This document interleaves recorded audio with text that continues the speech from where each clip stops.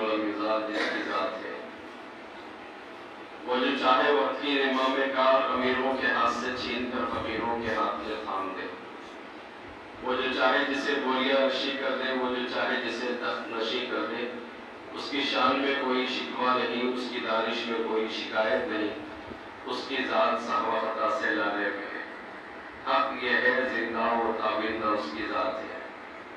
درود و سلام اور اس ہستی برحق محمد الرسول اللہ صلی اللہ علیہ وسلم پر جو شمس الضحیٰ بدر الدجیٰ خیر الورا صلی اللہ علیہ وسلم ہے۔ اللہم صلی علی سیدنا شفیعنا نبینا حبیبنا مولانا محمد وعلی آل محمد وبارک وسلم۔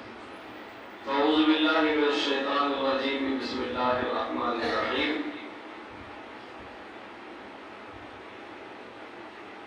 النبی اولا بالمؤمنین من انفسهم فی موضع آخر، والضحیٰ واللیل اذا سجا ما ودعک ربک وما قلی، وللآخرۃ خیر لک من الاولی، ولسوف یعطیک ربک فترضی، الم یجدک یتیما فآوی۔ صدق اللہ المولانا العظیم وصدق رسولہ النبی الکریم، ونحن على ذلك من الشاهدين والشاكرين، اما بعد۔ واجب الاحترام، ذوی الاحتشام، حضرات علماء کرام، بزرگان دین، نوجوان دوستوں اور چمدستان اسلام کے ہونہار گلو، عزیز بچوں، الحمدللہ آپ نے مولانا رضوان قاسمی صاحب سے شان مصطفیٰ صلی اللہ علیہ وسلم کا پس منظر اور مقصد میلاد آپ نے غور سے سماعت فرمایا۔ مجھے بھی ایک دو چار باتیں آپ کے گزار کرتے ہوئے اپنی بات کو ختم کرنا ہے۔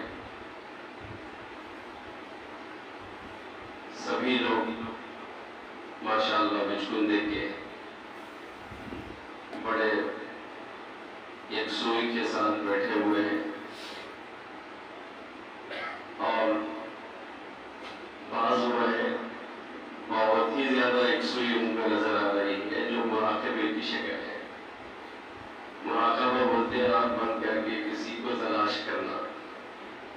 بہت سے بندے آنکھ بند کر کے بیٹھے ہوئے ہیں، نیچے منہ ڈال کے کچھ تلاش کر رہے ہیں، تو میں یہ سمجھتا ہوں کہ یہ تلاش آپ کی بہت اچھی ہے، لیکن انفرادی حیثیت سے ہو تو اچھا ہے، اجتماعی حیثیت سے ٹھیک نہیں ہے۔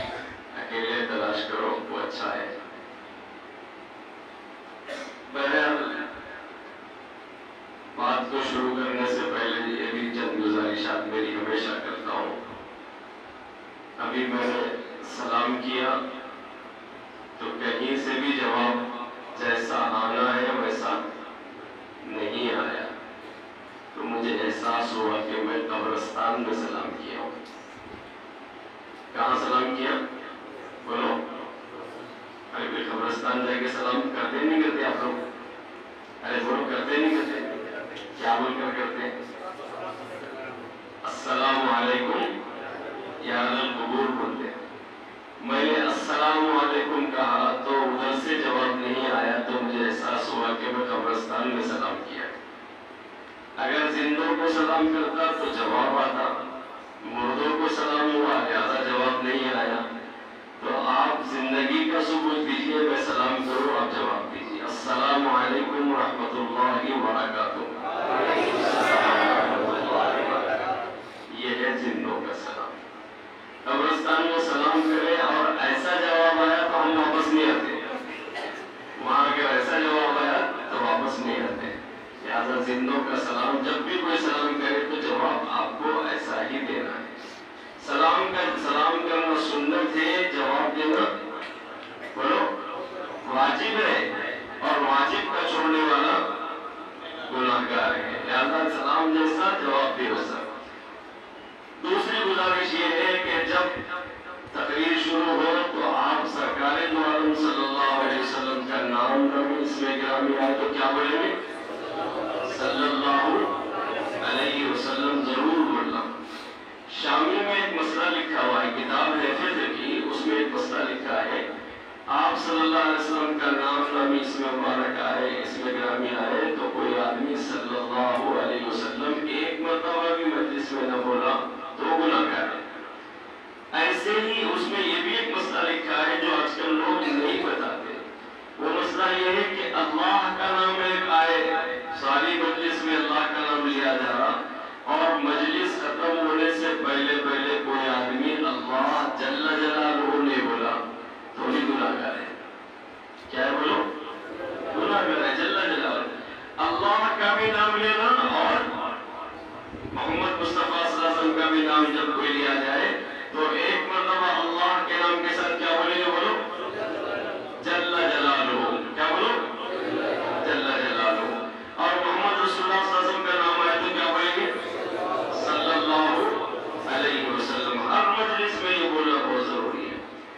इसी वजह से अपनी मजलिस के आगाज से हम ये बात शुरू करेंगे कि आज शान मुस्तफा सल्लल्लाहु अलैहि वसल्लम के उन्वान पर किशकुंदा की मस्जिद आबिदीन में आबिदों के सामने ये गुनाहगार को खिताब करने का मौका मिला है।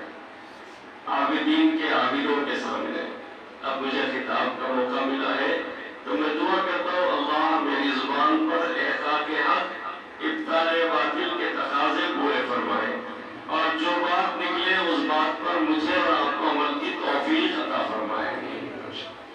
मेरे भाइयों, शान मुस्तफा जो उन्वान है बहुत प्यारा उन्वान है और ये उन्वान जैसे कि आपने सुना ये मेरा नहीं है, मेरे मुर्शिद का पसंदीदा उन्वान है, बल्कि मैं ये कहता हूँ कि मेरे रब का पसंदीदा उन्वान है।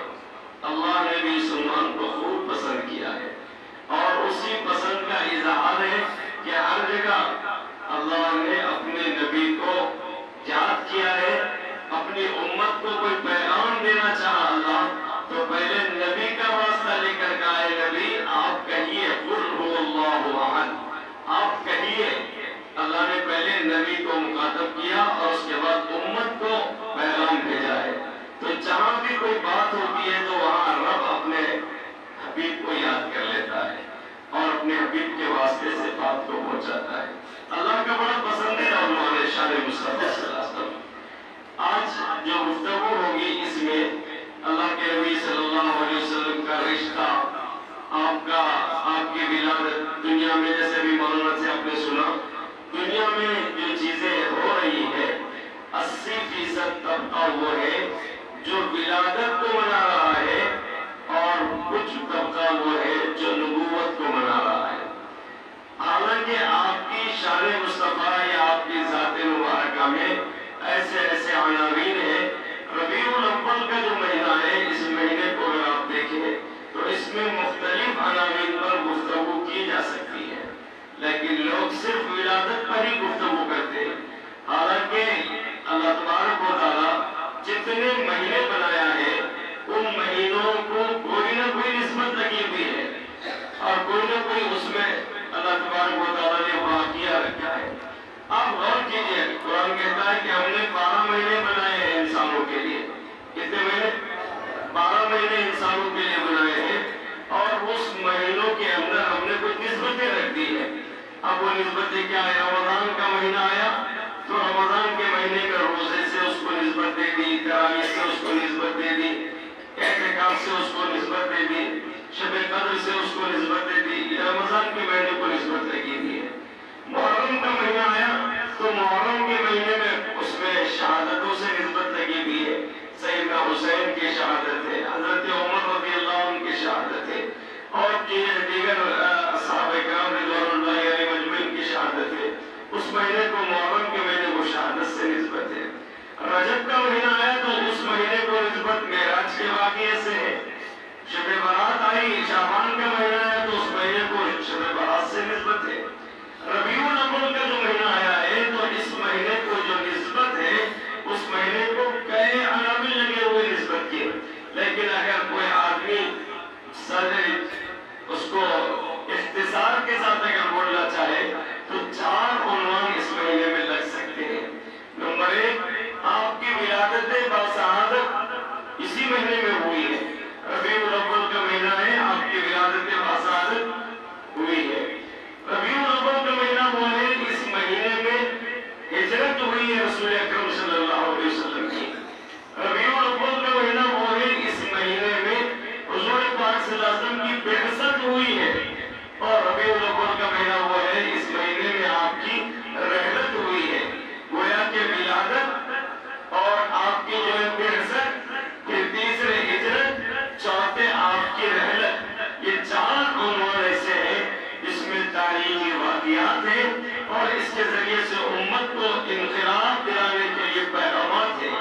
لیکن آج امت کے اندر جس چیز پر اس مہینے میں زور دیا جا رہا ہے، وہ مہینہ کی نسبت اور مہینے میں جو ہدف بنایا جا رہا ہے وہ ولادت کا مہینہ سمجھا جاتا ہے۔ کون سا مہینہ؟ ولادت کا مہینہ۔ اب ولادت کے مہینے میں آپ صلی اللہ علیہ وسلم کی ولادت مبارک ہوئی ہے، تو اس ولادت مبارکہ کی سیرت بیان کرتے نہیں کرتے؟ سب کو معلوم ہے حضور پاک صلی اللہ علیہ وسلم کی ولادت کس مہینے میں ہوئی؟ بولو کس مہینے میں ہوئی؟ ربیع الاول کے مہینے میں ہوئی۔ اور کیسی ولادت ہوئی اور کیا شان والے نبی، کیا آن والے نبی، اس کا ہی ذکر ہوتا ہے۔ جیسے کہ حضرت نے بھی کہا، جب تک امت کو عمل والا میدان نہیں ملے گا وہ امت کبھی کامیاب نہیں ہوتی۔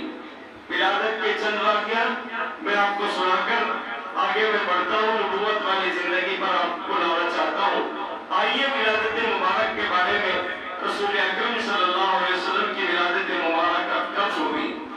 دنیا جب تاریکی میں ڈوبی ہوئی تھی، کٹاٹو اندھیرے میں تھی، بربریت عام ہو چکی تھی، سفاکیت پھیل چکی تھی اور ایک دوسرے کے لوگ دشمن بنے ہوئے تھے، حتیٰ کہ خودی اور خدائی یہ سب بھول چکے تھے۔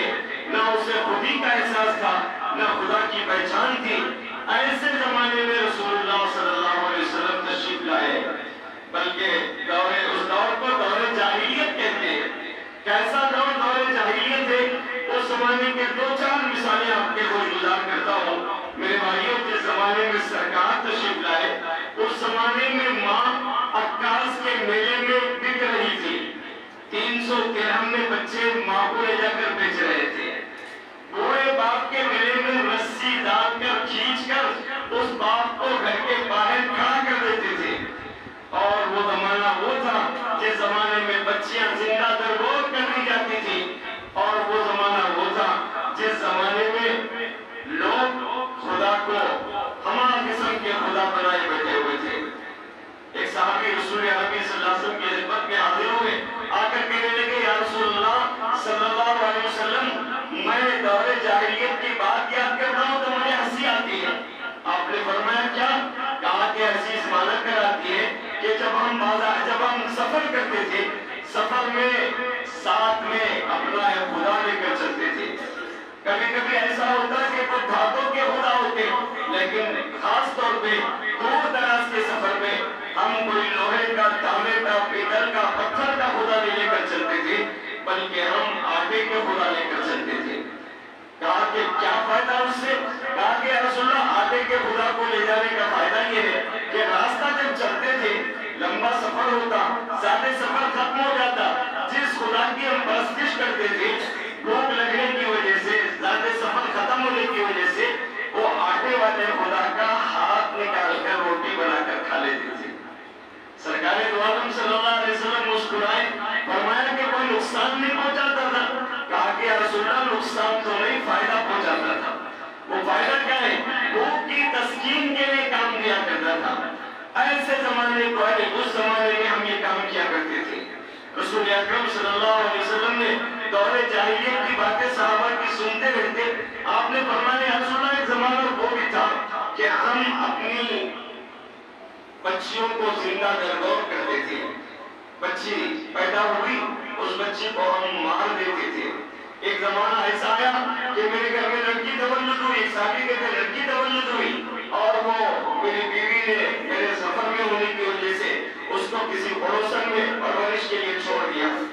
اور وہ وقت کا بنا وہ بچی کبھی گھر میں آ جاتی، جب بڑی ہوئی چلنے پھرنے کے لائق ہوئی، گھر میں آتی کھیلتی کودتی، تو میں اس کو دیکھ کر بہت خوش ہوتا ہوں۔ میں نے پوچھا یہ کس کی بچی ہے؟ تو میری بیوی نے مجھے راز بتا دیا، کہا یہ تمہاری ہے، اور وہ اس لیے بتائی کہ وہ چاہتا تھا، پیار کر رہا تھا، شاید وہ اس پر اپنی غلط نگاہ نہ ڈالے، اس وجہ سے میں نے وہ بتا دیا۔ تو انہوں نے کیا کیا یا رسول اللہ، میں نے کیا کیا، اس بچی کو جنگل لے جا کر گڑھا کھودا اور اس میں زندہ بچی کو میں نے دفنا دیا ہے۔ رسول اکرم صلی اللہ علیہ وسلم اس زمانے میں تشریف لائے جس زمانے میں باپ کے گلے میں رسی ڈال کر کھینچی جاتی، ماں کو بازار میں بیچ دیا جاتا، بہنوں کا ہاتھ نہیں دیا جاتا، اور اس زمانے میں اور بھی بیماریاں تھی۔ کیا بیماری؟ فحاشی، برائی عام تھی، زناکاری فیشن سمجھا جاتا تھا، ساری برائیاں اس زمانے میں موجود تھی، جس زمانے میں آمینہ کا لال، عبداللہ کا پیارا، حلیمہ کا دلہا، بلکہ وہ کھیتی جو روح کی دل کی کھیتی مرجھا گئی تھی، اور اس کھیتی پر تقریباً 575 سال سے اس کھیتی پر کوئی ابر رحمت نہیں برسا تھا، نورانی کرنیں نہیں پڑی تھی اس کھیتی پر، اب وہ کرنوں کی شکل میں آمینہ کا لال نمودار ہوا۔ جب آپ تشریف لائے تو سب سے پہلے جس زمانے میں آپ آئے تو آنے کے بعد آپ خاموش نہیں رہے، بلکہ سب سے بڑا جہاد ہے جس زمانے میں برائی عام ہو اور اس زمانے میں آدمی مانگے تو ہم کوئی بات کہنا اور حق کا تقاضا پورا کرنا، سب سے بڑا جہاد ہے۔ آپ نے اس زمانے میں قوم سے لڑ کر پھر کر نہیں، بلکہ سب سے پہلے آپ نے کیا کیا، وہ بات جس کے گلے میں رسی ڈال کر کھینچی جاتی تھی، اس موقع پر آپ نے کہا الوالد اوسط ابواب الجنہ، باپ جنت کے دروازوں میں بیچ کا دروازہ ہے۔ ایک بات آپ نے لوگوں میں پھیلا دی اور کہا الجنت تحت اقدام الامہات، آسمانوں کی جنت کو کھینچ کر آمینہ کے لال نے ماں کے قدموں میں رکھ دیا اور کہا الجنت تحت اقدام الامہات، ماں کے قدموں کے نیچے جنت ہے۔ اور فرمایا آپ نے بچیاں زندہ تربور کر دی جاتی تھی، آپ نے فرمایا لوگوں اگر کوئی آدمی اپنی بچی کی اچھی پرورش کرتا ہے، اس کی تربیت کرتا ہے اور اس کی شادی کا انتظام کر دیتا ہے، تو گویا کہ وہ کل قیامت کے دن جس طرح یہ میری دو انگلیاں ہیں، وہ کل قیامت کے دن میرے ساتھ ایسا جنت میں رہے گا۔ رسول اللہ صلی اللہ علیہ وسلم یہ کب فرمائے؟ جس زمانے میں بیٹی کو زندہ دفنا دیا جا رہا تھا، باپ کے گلے میں رسی ڈال کر کھینچا جا رہا تھا اور باپ کو عکاس کے بازار کے میلے میں بیچا جا رہا تھا، اس موقع پر حضور نے یہ باتیں کہی تو میرے بھائیوں یہ اس دور کا سب سے بڑا جہاد تھا، دور جاہلیت تھی وہ، اس زمانے میں سرکار نے یہ بات کہی۔ اس واقعے کو لوگوں نے سنا کر یہ کہا جو زمانہ دور جاہلیت کا جب تھا اور یہ 15ویں صدی بھی لوٹ کر دور جاہلیت کی طرف آ گئی ہے، آئیے تو نہیں آئی ہے، جو بیماری ماں کو ذلیل کرنا، باپ کو برا بھلا کہنا، بہنوں کا حق نہ دینا، بیٹیوں کو زندہ دفن کر دینا، جو برائی اس زمانے میں تھی، کیا وہ برائی آج کے زمانے میں نہیں ہے؟ اگر بولو ہے کہ نہیں ہے؟ یہ دور کون سا ہے؟ دور جاہلیت ہے یا دور علم ہے؟ دور ترقی ہے؟ دور انقلاب ہے؟ کون سا دور ہے یہ؟ بولو کون سا دور ہے؟ دور جاہلیت ہے۔ کیا باپ اس زمانے میں باعزت ہے، سرخرو ہے؟ کیا ماں کی ممتا کو پیار مل رہا ہے؟ اللہ اکبر، کتنے واقعات میں آپ کو سناؤں جو باپ بے عزت ہو رہا ہے۔ ایک شخص کو میں اپنے علاقے میں دیکھا جو اپنے بیٹے سے بات کہتا تھا، بیٹا صبح کے 4 بج گئے ہیں، اٹھو بیلوں کو چارہ چلاؤ اور اس کے بعد صبح ہوتے ہی کام پر ان کو ناگلنے اور پکڑنے کے لیے استعمال کر لو، تھوڑا چارہ چر لیں گے تو بیل تازہ دم ہو جائیں گے اور پھر وہ کام کرنے میں سہولت ہوگی۔ 1-2 دن 3 دن بعد آپ کی عادت ہے، بڑوں کی عادت ہے، بولتے ہیں، لیکن ایک دن بیٹے کو ایسا غصہ آیا، بیل کھولا، سویا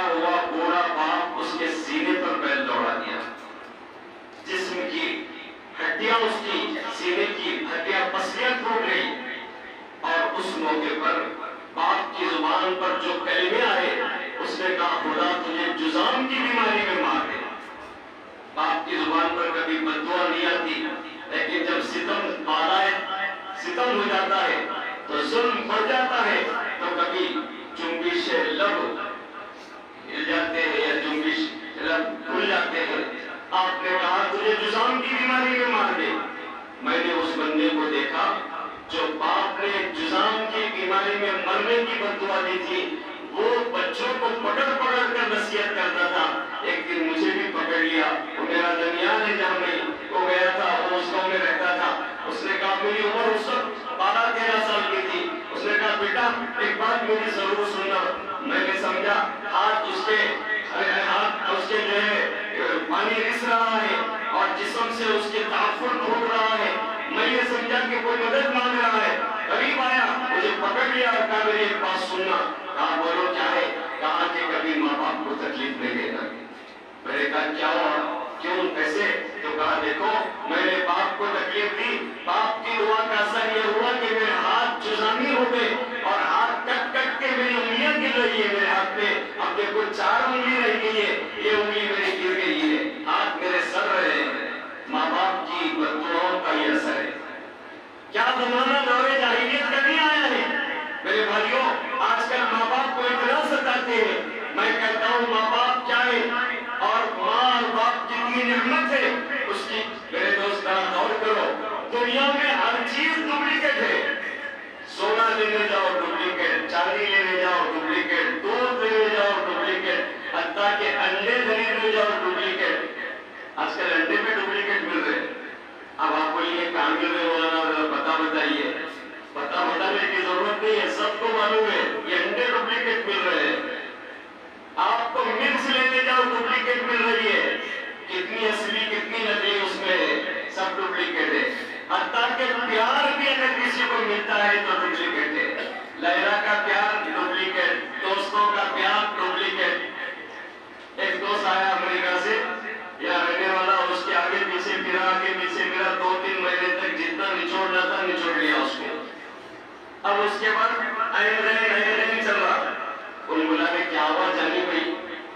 نظر نہیں آ رہے کیا بات ہے؟ نہیں یہاں ذرا پریشانی ہے۔ این شروع ہو گیا۔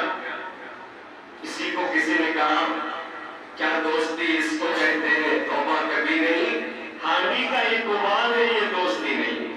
جب تک آگ بڑھ گئی تھی جوش مار رہا تھا پانی، جیسے ہی پیسہ ختم ہوا یا اس سے پروٹوکول ملنا ختم ہو گیا، این شروع ہو گیا ہے کہ نہیں؟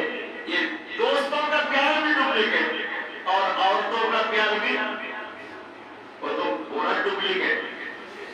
عورتوں کا پیار تو پورا، نوجوانوں ذرا دوستی کر لیتے عورتوں سے، خاص طور پہ جوانی کے جذبات رہتے، جوانی کچھ بھی بولے نہیں معلوم ہونا، جوانی دیوانی ہوگی۔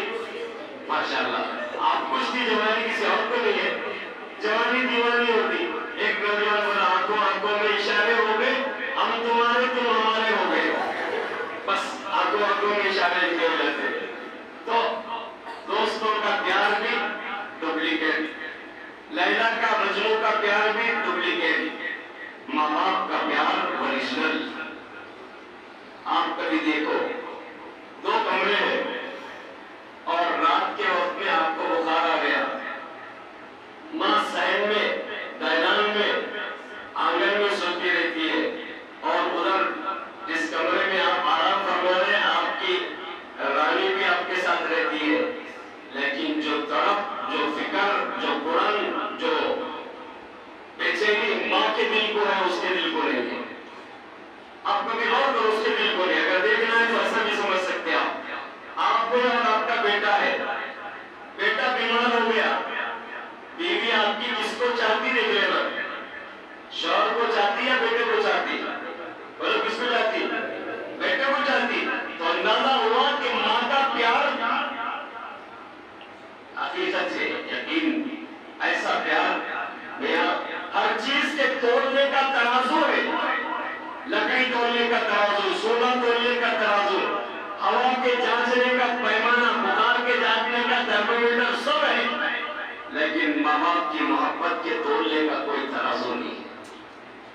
یہ محبت کے تولنے کا کوئی ترازو نہیں ہے. ہر چیز کے پاتاب کا اندازہ لگا سکتے ہیں. گہرائی کنویں کی کتنی ہے، سمندر کی کتنی ہے، تالاب کی کتنی ہے، اس کی گہرائی کا اندازہ لگا سکتے ہیں، لیکن ماں باپ کی محبت کی گہرائی کا کوئی اندازہ نہیں لگا سکتا ہے. بھائیو، اگر کوئی ایک مرتبہ تم کو جانی بولا تو اتنا پیار نہیں آتا. ایک مرتبہ ماں لڈو، منا، چنا، ببلو کیا کیا بولتی ہے، میرا چاند، میرا لال، میرا دل کا ٹکڑا، میرے ہاتھوں کا تارا. جب ماں بولتی ہے تو کتنا پیار آتا ہے. آتا نہیں آتا؟ یہ وہ ماں ہے جس کے بولوں میں وہ اثر ہے، جس کی آنکھوں میں وہ سرور ہے، اور جن کی دل کی وہ دھڑکن ہے کہ بچے کے بغیر اسے سکون نہیں آتا ہے. تو جس زمانے میں ماں بازار میں بک رہی تھی، اس زمانے میں حضور نے فرمایا ماں کے خربوں کے نیچے جنت ہے. جس زمانے میں باپ کے گلے میں رسیاں ڈال کر کھینچا جا رہا تھا، اس زمانے میں حضور نے فرمایا باپ جنت کے دروازوں میں بیچ کا دروازہ ہے. بلکہ میں کہتا ہوں باپ وہ سورج ہے، باپ وہ سورج ہے جو جل جل کر روشنی دیتا ہے اور لوگوں کے کام آتا ہے. میں وہی کہتا ہوں باپ وہ سورج ہے جو بیٹوں کے لیے ہر تکلیف برداشت کر کے تمہیں سکون پہنچاتا ہے. مگر آج ماں باپ کو تکلیف دینے والوں دور جاہلیت کی طرف لوٹ چکے ہیں. باپ جیسے ہی شادی کرتا ہے، جمعہ 8 دن نہیں ہوتے، کہتا ہے ابا تم امی کی جان، میں اپنے وائف کی جان، تم وہاں ہم یہاں. یہ سراسر ظلم ہے. ایک باپ اپنے بچے کو پڑھایا لکھایا قابل بنایا، اور اس کے بعد جب اس کی شادی کرایا، شادی کے بعد اس بچے کو بیٹا ہو گیا، لیکن روز کی کرکری گھر میں بہو کہنے لگی جلدی اس کو گھر کے باہر بھیجو، تمہارا باپ ضرور ہے لیکن میری نیند اڑا دیا ہے، اس کو گھر کے باہر نکال دو. کہا کیوں؟ یہ اتنا بوڑھا ہو گیا، کھانستا ہے تو 5 منٹ کھانستا ہے، اور جب وہ بستر سے اٹھتا ہے تو اس کی حالت خراب کر کے اٹھتا ہے، لہٰذا یہ باپ تمہارا ہے، میرے گھر میں میرے رہنے کے قابل نہیں ہے. ایک دن مسجد ہوئی، کہا یا تو تمہارا باپ رہے یا تو میں رہوں، فوراً اس کو گھر کے باہر نکال دو. کہا کیوں؟ کہا کہ میں جب کھانا پکاتی ہوں تو وہ بار بار کہتا ہے تیل کم ڈالو، خرچ کم کرو، احتیاط سے خرچ کرو. بڑوں کی عادت ہے کفایت شاری سکھانا ہے. آج کل بچے باپ کی کمائی ہے، آپ کمائی نہیں ہے، باپ کمائی ہے. آپ کمائی نہیں ہونے کی وجہ سے باپ کمائی کا احساس نہیں ہے. باپ کمائی کا احساس نہیں، بابا کی شال سے جوتا صاف کر رہا، اور آپ کمائیں تو اپنی تصویر بھی گری ہوئی ہے تو اٹھا کے جیب میں رکھ لینا اس کو. باپ کمائی کا احساس نہیں ہے. کہا اس نے اس کو نکالو گے، مجھے بار بار ٹوکتا ہے. شوہر نے کہا، بیوی نے کہا، شوہر نے کہا ٹھیک ہے. آج کل یہی حال چل رہا ہے، ڈر کسی کا باہر نہیں ہے. گھر میں جاتے ہیں تو ہوم منسٹر کا ڈر ہے، باہر مونچھ تنا کے رہیں گے، گھر کو آتے وقت میں مونچھ ایسا ایسا کر کے اندر گھسیں گے. کیوں؟ اس لیے کہ ان سے بڑا ڈر لگتا ہے، بیوی سے بہت ڈر لگتا. انہوں نے کہا نکال دو اس کو. کہا ٹھیک ہے کوئی بات نہیں. اندر آیا، اپنے والد کو کہا ابا جان آپ بہت ٹوکتے اور بہت زیادہ گھر میں شور بچا رہے، ذرا باہر چلیے. باپ بیٹے کو دیکھا، ہوش رفتہ ہو گئے. کہا بیٹا ایک تو سہارا تو تھا، پیدا ہونے کے بعد کوئی اور بھائی تو نہیں ہے تیرا، تو ہی ایک بیٹا، میں تجھے سہارا سمجھا، اپنے بڑھاپے کی لاٹھی سمجھا، آرزو اور تمناؤں کی کرن سمجھا، اور آج تو کیا کر رہا ہے؟ کہا کہ نہیں، سب باتیں اپنی جگہ، آپ یہاں سے نکلو. باپ نہیں اٹھا تو کالر پکڑ کر باپ کو اٹھایا اور باہر دھکیلتے ہوئے باہر لے گیا. گھر کے الٹھی پر یعنی گھر کے بازو کی دیوار پر اپنی وہ بیٹھ گیا. تو وہ چیختے ہوئے کہنے لگی یہ نحوست، یہ منحوس چیز کو یہاں مت بٹھاؤ، اس کا اثر یہاں تک منتقل ہوگا. وہاں سے بھی اس نے اس کو اٹھایا. اب جب جا رہا تھا تو بیٹے سے کہا بیٹے جب مجھے بھیج ہی رہے ہو تو کوئی اوڑھنا اور بچھونا دے دو. اس نے کہا ٹھیک ہے. اندر گیا، بیٹا ہونے کے ناطے باپ کی محبت، فطری تقاضا اس کے دل میں ابھرایا. جا کر 2 چادریں باپ کو لا یہ چادر بھی اس کو دینے کے لائق نہیں ہے، فوراً چادر چھین لی۔ تو بیٹے نے کیا کیا، گھر کے اندر جو پڑا ہوا ٹاٹ تھا، وہ تھیلے، وہ 2 تھیلے باپ کو دیا، کہا ایک بچھا لیجیے، ایک اوڑھ لیجیے۔ جب لے کر جا رہا تھا، اس کا جو بیٹا 6 7 8 سال کی عمر کا پیچھے دوڑا، کہا دادا آپ جا رہے ہو، آخری نشانی ہمارے گھر کی تم تھے، اب تم جا رہے ہو، مجھے کوئی تحفہ دے جاؤ۔ کہا بیٹے میرے پاس کوئی تحفے کا سامان نہیں ہے۔ کہا دادا کچھ تو دے دو۔ تو ایک تھیلا اس بچے کے حوالے کر دیا، کہا لے جاؤ۔ جب وہ لے کر آ رہا تھا، اماں چیختے ہوئے کہنے لگی بیٹا یہ تھیلا جس پر دادا کا ہاتھ لگا ہے گھر میں رہ نہیں سکتا، اسے باہر پھینکاؤ۔ تو بچے نے چیخ کر کہا، بچے بھی تو اور بچے ہوتے ہیں، یہ معمولی نہیں رہتے، بہت چالاک بچے رہتے۔ بچے نے چیخ کر کہا امی جان یہ کوئی ناکارہ چیز نہیں، بڑی کارآمد چیز ہے یہ تھیلا، منحوس نہیں ہے بلکہ برکت والا تھیلا ہے۔ کہا کیسے؟ کہا کہ دادا کو ابا نے، ابا کو دادا نے ابا کو پڑھایا لکھایا قابل بنایا، اور جب آپ تشریف لائے تو آپ کے حکم پر گھر کے باہر کر دیا، اور چادر نہیں ہے ٹاٹوں میں بھیج رہے ہیں۔ میری بھی بیوی آئے گی اور مجھے جب کہے گی تو اسی ٹاٹ میں آپ کو ابا کو دے کر بھیج دوں گا۔ یہ ہے تکوینی نظام خدا کا، اللہ کا یہ تکوینی نظام۔ ماں باپ کو جو ستاتے ہیں دنیا میں سزا پا کر مرتے ہیں۔ لہٰذا اس دور میں رسول اللہ صلی اللہ علیہ وسلم تشریف لائے جس زمانے میں ماں اور باپ کی حرمت پامال ہو رہی تھی، ایسے دور کو دور جاہلیت کہتے ہیں۔ سرکار دو عالم صلی اللہ علیہ وسلم تشریف لائے تو بیٹیاں زندہ درگور کی جا رہی تھی۔ کیا آج بھی بیٹیاں زندہ درگور نہیں ہو رہی؟ ہو رہی نہیں ہو رہی؟ بہت سے لوگ بول رہے وہاں آج کل عورتوں کا مردوں سے زیادہ عورتوں کا مزاج بن گیا ہے، ہم دو ہمارے دو، تیسرا چوتھا پانچواں کچھ نہیں۔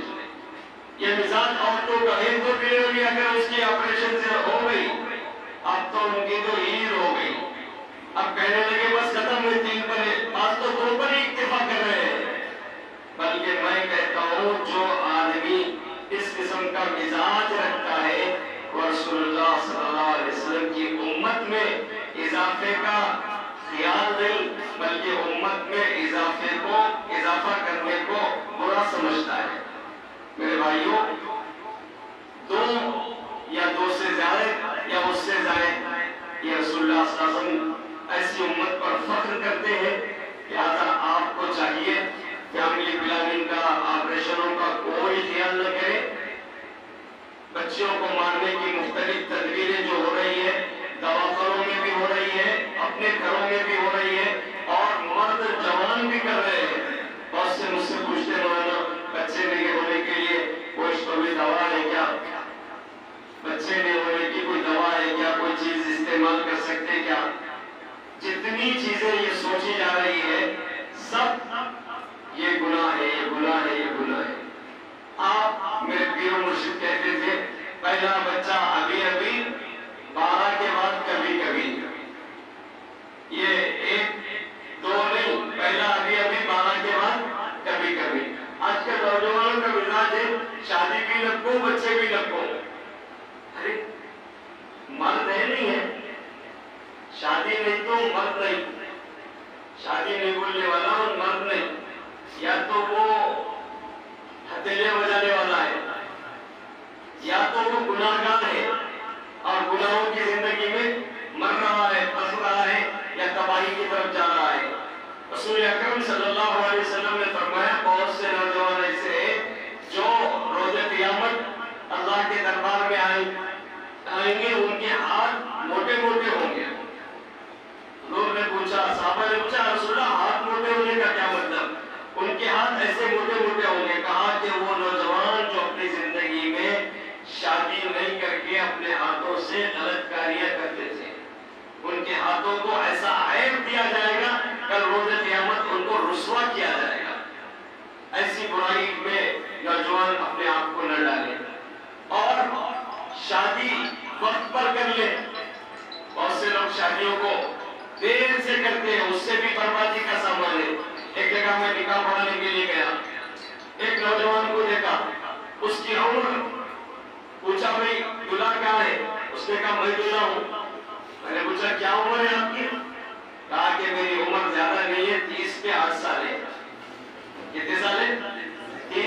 साल, 38 साल का दूल्हा।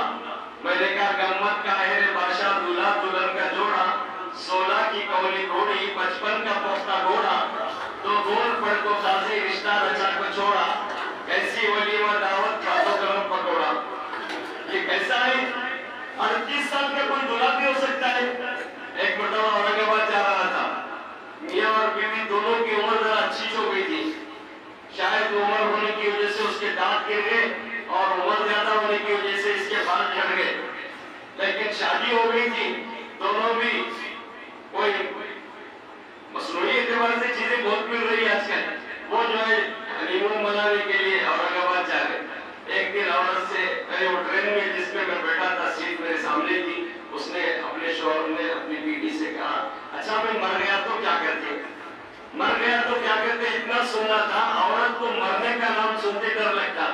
मर गया तो क्या करते जैसे ही बोल रहा था, उसके मुंह पर जी ऐसा मत बोलो, ऐसा जोर से उसके मुंह पे से हाथ लगे तो चौकड़ा लगा हुआ था, वो अंदर चले गया, इसलिए कि दांत नहीं थे, वो जो डुप्लीकेट थे। अब वो शर्मा के इन मुंडी इधर कर ली तो बोले शर्माने की क्या बात है?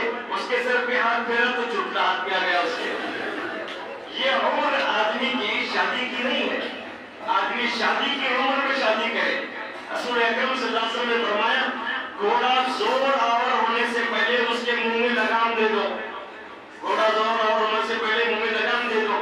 जब लगाम मुंह में दे दी जाएगी तो लगाम से घोड़ा कसा जाएगा। दांत ही गिर गए हैं घोड़े के, वाया मुंह मार के, और मुंह मारा या मुंह मारा, पूरे मुंह मारने के दांत गिरा दिया। तो अब शादी करें ऐसे मौके पे तो क्या रहते? कद गया रह गया लिफाफा, कद चले जाता लिफाफा रह जाता। नतीजा क्या होता? ना उन्हों उनसे खुश, ना इन्हों इनसे खुश। दोनों में 8 दिन 10 दिन 15 दिन महीने 2 महीने में चकपक चल रही है। उसकी वजह क्या है? जवानियों को बर्बाद करने की वजह। रसूल अकरम सल्लल्लाहु अलैहि वसल्लम जिस जमाने में तशरीफ लाए तो बच्चियां जिंदा दरगोर की जा रही थी, और बच्चियों के जिंदा दरगोर करने के जो असबाब है, तरीके हैं, मेरे भाइयों, उस जमाने में गाड़ दिया जा रहा था, और आज के जमाने में बच्चियों को गाड़ा नहीं जा रहा है, बल्कि बच्चियों को औरतें वज़े हमल 1 महीने का हमल नहीं हुआ, ऐसा बस ये ऐसा इस अंदाज की। आजकल तो क़ियास आ रही है बहुत है। आज पहली डिलीवरी अगर बेटी हुई तो दूसरी भी बेटी छोटी। इनकी अम्मा को पहले बेटी हुई थी तो इनको भी बेटी छोटी। अब वो दूसरी बेटी होने के डर में क्या क्या की कर ले रहे, होने से नहीं दे रहे, उन्हें बर्बाद कर रहे हैं। मालूम हुआ कि ये क़ियास आ रही है, तुम्हारे मेरे हाथ में नहीं है। पहली बेटी हुई तो दूसरा बेटा होता, कभी ऐसा होता ना वो बेटी रहता ना बेटा रहता, तीसरा टूटा था। वो क्या रहता कि ऐसे बहुत से आ रहे। मालूम हुआ कि बेटी अल्लाह के हक में है और बेटा अल्लाह के हक में है। इस किस्म की क़ियास आ रही है से जवानियां बर्बाद करना। मैं इसलिए सुना रहा हूँ ये बात सीरत तय्यबा के मौके पर, जो बुराइयां उम्मत के अंदर आम हो गई है उसको खत्म करने की जरूरत है। मेरे भाइयों, बेटियों को जिंदा दरगोर किया जाता, और आज के जमाने में जो भी तरीकेकार है बेटियों की या औलाद के खत्म करने का, उस तरीके से उम्मत अगर इज्तिनाब नहीं करेगी तो दौरे जाहिलियत में उम्मत पड़ेगी। और वो जमाना वो था जिसमें बहनों के हुकूक नहीं दिए जाते थे। अब देखिए दौरे जाहिलियत को उठा के देखिए, बहनों के हुकूक नहीं दिए जाते थे। और आज कौन कौन बहनों का हाथ दिया? बोलो, कोई भी बहनों का हाथ नहीं देता। हाल ये है, बहनों का हाथ देना तो पूजा। बहनें ईद के दिन भाई के घर के छत के नीचे आकर दो खुशी के बोल बोलना चाहती है या मुस्कुराकर थोड़ी सांस लेना चाहती है, लेकिन भाइयों का हाल है, अब्बा ने तुझे दे दिया, शादी में तेरे बहुत लगा दिए, अब तू घर को आने की जहमत न करना। तुम्हारी बेटी अगर तुम्हारे घर ईद के मौके पर ना है तो बाप दुखी हो जाता है, माँ की आंखों में आंसू बहवाते हैं। अगर बहन घर में ना आए तो माँ दुखी हो जाती है। बाप के दिल पर क्या गुजरती है, लिहाजा इस बात को ज़हन में रखो कि बहनों का हक दिया करो, और बहनों का हक अगर देने की आपके अंदर हिम्मत, सलाहियत, ताकत नहीं है तो मैं ये जरूर कहूँगा कि उनकी बेइज्जती भी मत करो। उन्हें घर बुलाकर सुकून की चंद چند دن سکون کے چند دن گزارنے کے لیے اسے گھر بلا لیا کرو۔ بہنیں کیا ہے، رسول اللہ صلی اللہ علیہ وسلم نے فرمایا ایک دن ایک صحابی اپنے کھیت کو پانی دینے کے لیے پہنچے۔ ایک یہودی کہنے لگا کہ ارے عجیب آدمی ہے تم، دھوپ کی چلچلاتی دھوپ ہے اور لوگ جو ہے پانی کے لیے دعا کر رہے اور تم گھوڑا لے کر کھیت کی طرف جا رہے۔ کہا کیوں نہ جاؤں، میں ابھی کھیت سے واپس آیا ہوں، میرے کھیت میں پانی اتنا زیادہ امڑ رہا ہے مجھے گھوڑے سے گڈھا بنانا پڑے گا، لہٰذا میں گھوڑا لے کر جا رہا ہوں۔ کہا بات سچ ہے؟ کہا یقیناً سچ ہے، چلو دیکھو۔ آ کر وہ یہودی نے ان کے کھیت کو دیکھا، واقعی پانی برسا ہوا ہے اور ٹماٹر بھرا ہوا ہے، کوئی بورویل سے نہیں، کنویں سے نہیں، آسمان سے بارش برسی ہے۔ اس علاقے میں بارش کی وجہ سے کھیتیاں جو ہے بھر گئی ہیں۔ اس نے پوچھا کیا منتر اور کیا عمل تمہارا ایسا ہے جو تمہارے کھیت میں پانی، کچھ میل کے فاصلے پر ہمارا کھیت، وہاں پانی نہیں ہے، کیا قصہ ہے؟ انہوں نے کہا قصہ یہ ہے میں اپنے مال کے حقوق ادا کرتا ہوں، مال کے جو حصے ہیں اسے نکالتا ہوں اور اس میں جو مال کا حصہ ہے ایک غریبوں کے لیے نکالتا ہوں اور دوسرے بہنوں کا حق اس میں نکالتا ہوں۔ شاید اسی کی بدولت ہر سال میری کھیتیاں سرسبز و شاداب رہتی ہیں اور غلے کافی وافر ملتا ہے، مجھے غلہ ملتا ہے۔ معلوم ہوا کہ بہنوں کی وجہ سے بھی آپ کی کھیتیوں میں، آپ کے کاروبار میں، آپ کی چیزوں میں برکت آتی ہے۔ بلکہ میں تو یہاں تک کہتا ہوں جو معذورین ہیں، کمزور لوگ ہیں، ان لوگوں کی وجہ سے بھی روزی میں، کاروبار میں برکت آتی ہے۔ ایک باپ کی بیٹی بڑی کمزور تھی، ہاتھ پیر سے وہ اپاہج تھی، کھا نہیں سکتی تھی، روزانہ اسے ہاتھ سے کھلانا پڑتا تھا۔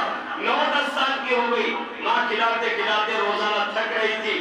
ایک دن بچی ضد کرنے پہ آ گئی، کہا کہ میں نہیں کھاؤں گی۔ ماں نے سمجھایا نہیں مانی، 2 گھنٹے سمجھائی نہیں مانی، باپ سے شکایت کر دی ہے کھانا نہیں کھا رہی ہے۔ باپ کو غصہ آیا، اتنا زور سے تماچا مارا، بیٹی روتے روتے ہچکی لی۔ جب باپ ہچکی لے رہی تھی بیٹی تو اس نے کہا مر جا، تجھے روزانہ کھلا کھلا کر ہم تھک گئے اور تیری وجہ سے تو ہم بہت پریشان ہو گئے۔ اس قسم کے جملے بولا تو اور رونے لگ گئی۔ نتیجہ یہ ہوا اسی میں ہچکی لی، اس کا انتقال ہو گیا۔ 2-4 مہینے کے بعد اس کے گھر کی الٹی گنتی شروع ہوئی۔ گھر میں جو گارڈن زندگی تھی وہ اجیرن ہو رہی ہے، جو برکتیں تھی وہ برکتیں ختم ہو رہی ہے، جو عزت تھی وہ عزت پامال ہو رہی ہے۔ پتہ نہیں الٹا مٹی پکڑے تو سونا ہوتا اور آج سونا ہاتھ میں ہے تو مٹی بن رہا ہے، کیا ہو گیا ہے؟ بہت پریشان وہ عامل کے پاس پہنچا، لیکن خواب میں کسی کہنے والے نے کہا او ظالم، کسی عامل کے پاس پہنچنے سے تجھے نہیں لوٹے گا، تیری عزت رفتہ نہیں لوٹے گی، تیری برکت واپس نہیں آئے گی۔ جس کے واسطے سے تجھے روزی ملتی تھی وہ معذور بچی تھی اور وہ بچی کو تو نے کہا تیری وجہ سے مجھے بہت پریشانی ہے، لے بچی کے جانے کے بعد تو پریشانی مانگا ہے، ہم تجھے پریشانی میں مبتلا کروا دیے۔ بھائیوں معلوم ہوا کہ عزتیں، برکتیں، رحمتیں معذوروں اور کمزوروں اور بہنوں کی وجہ سے بھی ہم کو ملتی ہے۔ لہٰذا ہمارے گھر بہن آئے تو پرتفاق استقبال کیجیے اور اسے اپنے بیٹیوں کی طرح پیار دیجیے، انشاءاللہ دیکھو کہ گھر کیسے بنے گا۔ اور میرے بھائیوں، وہ ایک زمانہ جو دور جاہلیت ہے، وہ زمانہ وہ تھا جس زمانے میں لوگوں میں توہم کی بیماری پھیل گئی تھی۔ اس کی بیماری توہم بہت تھا، اس سے لگتا اس سے ہوتا اس سے ہوتا، یہ ساری باتیں میں آپ کو سنا رہا ہوں اور طبری کے حوالے سے سنا رہا ہوں۔ یہ سب چیزیں اس زمانے میں پھیلی بھی تھی۔ آج بھی توہم کی بیماری، شک کی بیماری ہمارے اندر ہے نہیں ہے؟ ارے ہے نہیں؟ شک کیسا ہے؟ دلہا بنا تو عورتیں دروازے میں کھڑے رہ جاتے، کوئی بیوہ عورت تو دلہے کے پاس نہیں آنا، کوئی بیوہ عورت دلہے کے پاس نہیں آنا، کوئی حادثہ ہوا سو مرد وہ دلہے کے پاس نہیں آنا۔ اور اگر ایسا نہیں بھی کرے تو کیا کرتے ذرا دیکھنا، دلہے کو صحرا بنتے وقت میں وہ 5 سواگنوں کے سر کو لگا کے اس کے سر کو بنا بولتے ہیں۔ کون سی سواگن؟ 5 جن کے بڈھے شوہر ہیں، جن کے بہت بچے ہیں، ایسے عورتوں کے سر پہ سہرا لگا کے وہ عورت کو سہرا بنتے۔ کیا صحیح ہے؟ اگر بیوہ کے سر پہ لگا کے بولے تو کیا ان بیوہ ہو جاتی ہے؟ ہوتی کیا بولو؟ ماننا کس کے ہاتھ میں ہے؟ ارے بولو کس کے ہاتھ میں ہے؟ اللہ کے ہاتھ میں. ہمارا عقیدہ 15ویں صدی کے مسلمانوں کا عقیدہ دور جاہلیت والوں کے عقیدے سے کم نہیں ہے. جانی بھائی ایک مرتبہ فجر پڑھ کے میں نکلا، تیز تیز جانی بھائی جا رہے تھے. جانی بھائی بولے تو نام اس لیے لے رہا ہوں سمجھ میں آنے کے واسطے، اس میں کوئی جانی بھائی ہے تو ناراض نہیں ہونا. تیز تیز جا رہے. میں پوچھا جانی بھائی کہاں جا رہے؟ مولانا یہ گلی میں کتے بہت پکارے جی. تو کیا ہوا پھر؟ نہیں وہ جو سمدانی تھے 2 مہینے سے بیمار تھے، ہائی کی گئی کی ذرا اطلاع لینے جا رہا ہوں. معلوم ہوا کتے پکارے تو سمدانی بھائی کے جانے کی اطلاع مل رہی. صحیح ہے؟ کوا پکارا کیا بولتے؟ ارے بولو کیا بولتے؟ کوئی سکے آ رہے یا تمہارا ماموں ہے جو چھوٹے ماموں کیا نہیں کی اطلاع دے رہا؟ کیا قصہ ہے؟ کوا پکارا تو سکے آ رہے، کتا پکارا تو سمدانی بھائی جا رہے. بڑی چوڑی پکاری، گھر میں بڑی چوڑی پکاری. دادی بولتے بیٹا وہ آ کے پکاری ذرا ادھر کو دیکھ. اس کی آنکھ میں تیری صورت آ گئی تو تو چلے جاتا.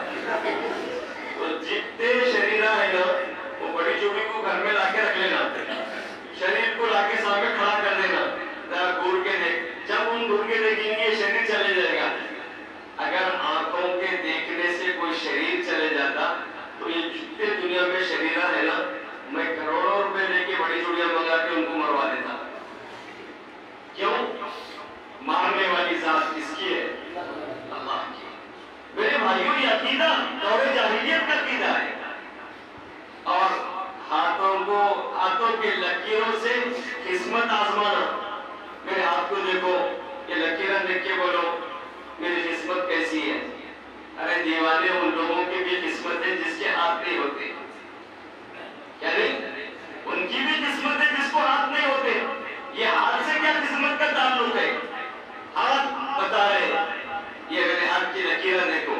بادلہ کیا بولتے ہیں؟ ایک صاحب کو میں دیکھا بیچارہ سامنے ٹھہرا ہوا تھا. ارے گرو بھائی تمہارے کو 2 جوڑوا ہوتے آ رہو. ارے ان بولا ایک کی مشکل ہے آ رہا تم 2 کی کیا بول رہے؟ ایک مشکل 2 کیا 2 ہوتے. کیسا پہچانے 2 ہوتے؟ یہ تیری پہچان اس کی وجہ سے جو ہے سر میں 2 گول بولے ہیں. اس سے کیا معلوم ہونا؟ 2 جوڑوا ہوتے.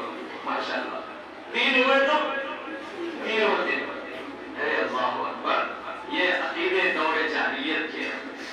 طوطے والوں سے فارم کھلوانا. کھلاتے نہیں کھلاتے آپ کے شہر میں؟ ہر گاؤں میں طوطے والا پھر رہا. ایک طوطے والا گاؤں میں آیا. نوجوان پوچھا میں امتحان میں پاس ہوتا ہوں نا پاس ہوتا ہوں؟ کس سے پوچھ رہا؟ طوطے والے سے. ان بولا دیکھ کے بولنا پڑتا. میاں پنجرے سے طوطا نکالا باہر آیا. میاں مٹو بول ایسا کچھ سکھا دیتے اس کو. وہ فوراً آیا ایک پتا اٹھایا ایسا ڈالا دوسرا اٹھایا ڈالا تیسرا اٹھا رہا تھا چھیل آئی اس کا فرق ہوتا. طوطے کو لے کے چلے گئے. اب کیا فرق ہوتا؟ بچہ پریشان. پھر ان بولا رک جا میں اس میں کیا ہے کہ دیکھتا ہوں. اب اس میں دیکھا تو ان بولے میاں تو پاس ہوتا مگر یہ کرنا یہ کرنا یہ کرنا. میں پوچھتا ہوں طوطے والا اگر پاس ہوتا ہوں بولے تو ہوتا کیا؟ محنت کرے تیاری کرے اچھا امتحان دیے تو پاس ہوتے. آپ طوطے والے سے پوچھ لو امام کعبہ سے پوچھ لو ناپاس کب ہوتے؟ جب امتحان کی تیاری نہیں کرے تو ناپاس ہو جاتے. ایک دوست پڑھا لکھا کچھ نہیں گیا پڑھنے امتحان دے دیا واپس آیا. چند دنوں کے بعد رزلٹ آنے کا ڈیٹ آ گئی رزلٹ. تو بولا میاں میں تو نہیں آتا امتحان کے بچوں کو دیکھو اگر میں پاس ناپاس ہوا ہے کوئی پیپر میں چلا گیا تو آ کے بولنا ایک دوست سلام بولا. 2 میں ہوا تو 2 دوست سلام بولے بولنا. جب آیا بچے دیکھ کے آگے بولا میاں پورا گاؤں سلام بول رہا. پورے بچوں میں آپ فیل ہے. تو معلوم ہوا کہ کامیاب وہ آدمی کب؟ جب محنت کریں گے. یہ ہاتھ کے بتانے سے اس کا کوئی تعلق نہیں ہے. آپ کے کسی فن سے، کسی تعویذ سے اور کسی جو ہے ڈوری سے نہیں ہے۔ میرے بھائیوں، یہ دور جاہلیت میں یہ ساری خرافات تھی، تو دور جاہلیت تھا، جس زمانے میں یہ ساری بیماریاں آئی تھی، لیکن اللہ کو بھی دھرتی پر ایک ایسی شخصیت کا وجود بھیجنا تھا، ایک ایسی ذات کو روانہ کرنا تھا جس ذات سے رحمتیں آئے، برکتیں آئے، عزتیں رفتہ لوٹ آئے، سکون اور بے چینی ختم ہو جائے، سکون آ جائے۔ وہ ذات رسول اکرم صلی اللہ علیہ وسلم کی ہے، اور آپ تشریف لائے ہیں فترت کے بعد، بڑی مدتوں کے بعد۔ کب آئے؟ 571 حضرت عیسیٰ علیہ السلام کے گزرنے کے بعد، 71 سال کے بعد آپ تشریف لائے ہیں۔ تو کس خاندان میں آئے؟ وہ خاندان قریش ہے۔ کس کی گود میں آئے؟ وہ بی بی آمنہ ہے۔ کس کے لاڈلے بن کر آئے؟ وہ عبداللہ ہے۔ ایسے نبی آپ کو اور مجھے ملے ہیں، ان کی مختصر سی ایک 2-4-10 منٹ کی تعریف کرتے ہوئے اپنی بات کو ختم کرتا ہوں۔ میرے بھائیوں، یہ وہ نبی جب دنیا میں تشریف لائے تو آپ کی آمد سے پہلے بھی جس طرح آپ ربیع الاول کے مہینے کے آنے کا انتظار آمد بہار کے لیے کرتے ہیں، آپ کی آمد کا انتظار آپ اور میں تو کیا، انبیاء علیہ السلام نے بھی کیا ہے۔ اور کس نے کیا؟ انبیاء علیہ السلام نے بھی کیا۔ رسول اکرم صلی اللہ علیہ وسلم کی آمد سے 1000 سال پہلے، 1000 سال پہلے، میں تو قرآن کی آیتوں سے اگر بیان کروں تو ایک لمبا دوسرا عنوان ہو جائے گا۔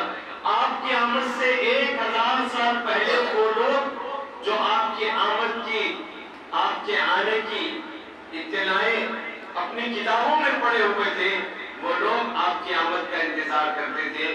اس میں ایک شخص تھا جس کا نام 1000 سال پہلے، جس کا نام تھا تبا، یہ یمن کا بادشاہ، یمن کا ذمہ دار، یمن کا جو ہے ذی اثر آدمی تھا تبا اول۔ اس نے اپنی دور حکومت میں ہمیشہ اہل علم کو ساتھ رکھتا تھا۔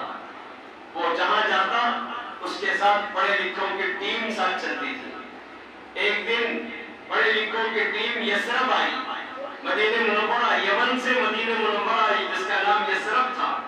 وہاں آئی تو 400 افراد جو اس کے ساتھ پڑھے لکھے رہتے تھے، انہوں نے اس طبا سے کہا کہ جہاں بنا اب آپ اپنا کام کیجئے، ہم آپ کا ساتھ چھوڑ دیتے ہیں۔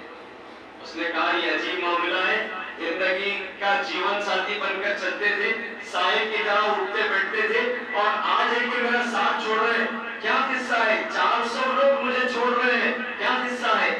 انہوں نے کہا کہ جس بستی میں آج ہم نے قدم رنجائی فرمائی ہے، وہ بستی آخری نبی کی ہجرت گاہ ہے، وہ محمد رسول اللہ صلی اللہ علیہ وسلم کی ہجرت گاہ ہے۔ وہ بستی کو ہم نے دیکھا ہے ہماری کتابوں میں، توریت، انجیل، زبور، اس زمانے کے جو لوگوں کی جو کتابیں اور دینی کتابیں تھی، اس میں جو ہم نے دیکھا ہے، اس میں وہ ساری علامتیں اس شہر میں نظر آ رہی ہے۔ لہذا آپ تشریف لے جائیں، ہم یہاں ان کی آمد کا انتظار کر رہے ہیں۔ اور کرو، حضور کی آمد کا انتظار وہ لوگ کر رہے ہیں، اور آج ہم سرکار کی آمد بحیثیت محمد رسول اللہ کے یا بحیثیت محمد بن عبداللہ کے، اس کا بھی انتظار ہمارے دلوں میں، دماغوں میں ہے۔ تو کیسا ہے؟ اس کا نقشہ ہی کچھ اور ہے۔ کہتے ہیں انتظار میں وہ لوگ رک گئے۔ تبا نے کہا کہ جب تم رک رہے ہو تو میں بھی رک جاتا ہوں۔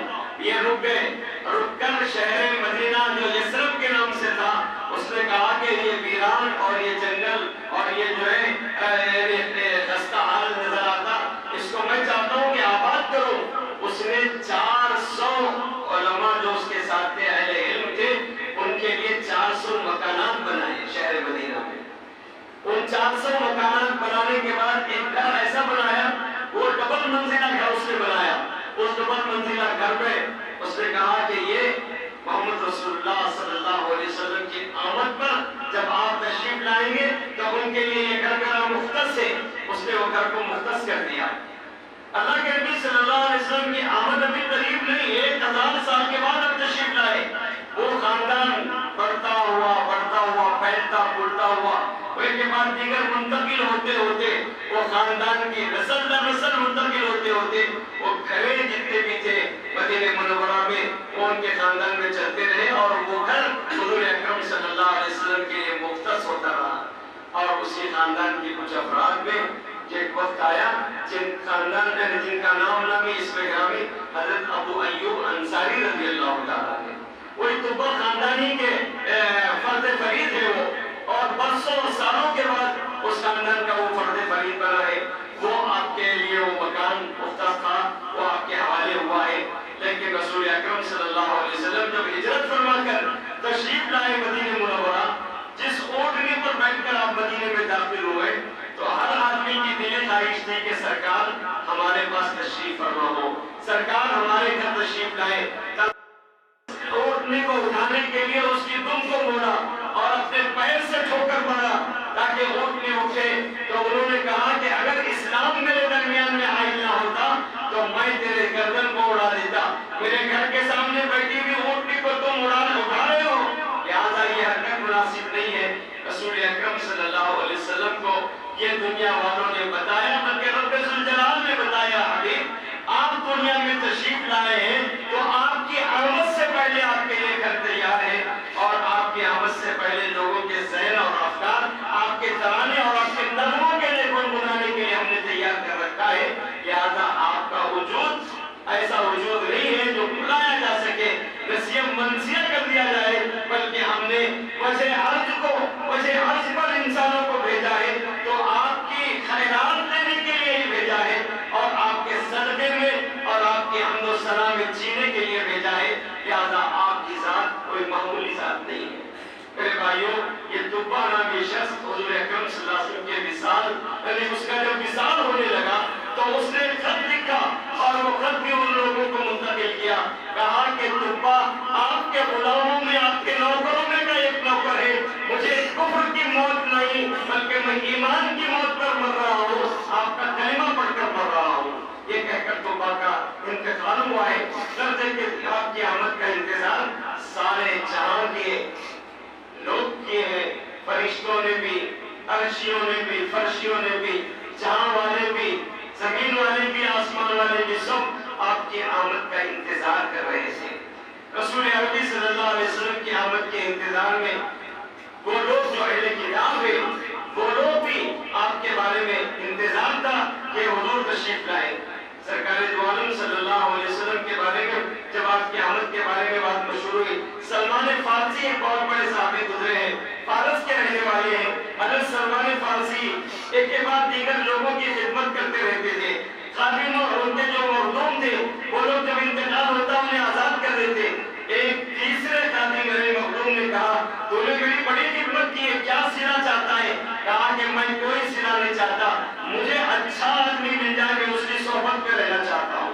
کہا میری دلی خواہش ہے تم ہجرت کر جاؤ، تم مدینہ منورہ چلے جاؤ، وہاں ایک خاتم النبیین نام کا محمد رسول اللہ کے نام کا ایک شخص آئے گا اور ان کے آنے پر تم ان کی خدمت پہ لگ جانا۔ کہا کہ وہ کب آئیں گے؟ کہا کہ جب بھی آئے ان کی خدمت میں تم لگنا، زندہ رہو تو خدمت کر لینا۔ کہا کہ ان کی کیا نشانیاں ہیں؟ کہا 3 نشانی ہے۔ ایک نشانی یہ ہے کہ وہ ہدیہ قبول کرتے ہیں، صدقہ نہیں قبول کرتے۔ تیسری نشانی یہ ہے کہ ان کے جسم مبارک میں مہر نبوت ہے، ان کی پہچان، ان کی پیٹھ میں مہر نبوت ہے، ان کو دیکھ لینا تو سمجھنا وہ محمد رسول اللہ صلی اللہ علیہ وسلم ہے۔ جب سلمان فارسی باپ کو پانی دے رہے تھے اس زمانے میں ہجرت ہوئی تو حضور صلی اللہ علیہ وسلم کی آمد پر طلعت بدر علیہ کے نغمے پڑے جا رہے تھے، فوراً کہنے لگے ارے ان کی آمد آگے ہو گئی شاید، چلو میں جوان کو دیکھتا ہوں۔ دیکھنے کے لیے دوڑتے ہوئے آ رہے تھے جو باپ کو پانی دے رہے، آپ کھجور لے کر آئے اور کہا کہ اے آنے والے میں تمہارے لیے کھجور یہ صدقے کے لیے لایا ہوں، صدقے کے کھجور دینا چاہتا ہوں۔ آپ نے انکار کر دیا تو وہ ان کو ایک نشانی سمجھ میں آ گئی۔ تھوڑی دیر کے بعد آپ پھر آئے، آپ نے کوئی چیز کا تحفہ دیا، یہ آپ کے لیے تحفہ ہے، آپ نے تحفہ قبول کر لیا۔ تیسری نشانی آپ کے بارے میں بتائی، آپ کی پیٹھ میں مہر نبوت ہے۔ جب وہ دیکھا تو وہ دیکھنے کے لیے وقت لگتا ہے اور وہ پیٹھ سے کیسے نظر آئے؟